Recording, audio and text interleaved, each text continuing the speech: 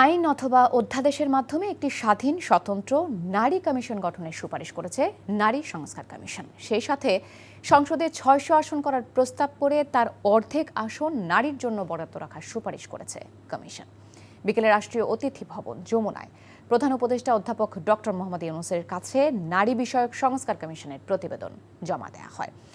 যেসব সুপারিশ এখনই বাস্তবায়নযোগ্য তা দ্রুত বাস্তবায়নের জন্য সংশ্লিষ্ট মন্ত্রণালয় ও বিভাগকে নির্দেশ দেন প্রধান উপদেষ্টা।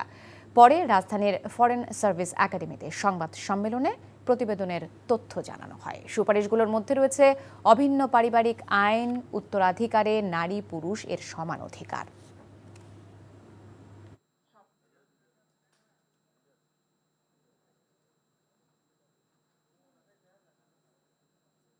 একটা স্বতন্ত্র ও স্বাধীন নারী কমিশন গঠন করা, এটা আমাদের একটা মূল প্রস্তাব। সেটা অধ্যাদেশের মাধ্যমে যদি করতে হয় সেভাবেই হোক, বা পরবর্তীতে যদি আইন করতে হয় সেটা যেন আইন করা হয়। জনসংখ্যার জন্য এখন আর ৩০০ আসন ওটাও মানে পর্যাপ্ত। সুতরাং ৬০০ আসনে যথেষ্ট আসলে আমার মনে হয় যুক্তি রয়েছে। বান্ডেল থাকলে প্রতি সেনমানিতে টাকা বাঁচবে। বিকাশ সেনমানি বান্ডেল কিনে জিতুন প্রতি লেনদেনে।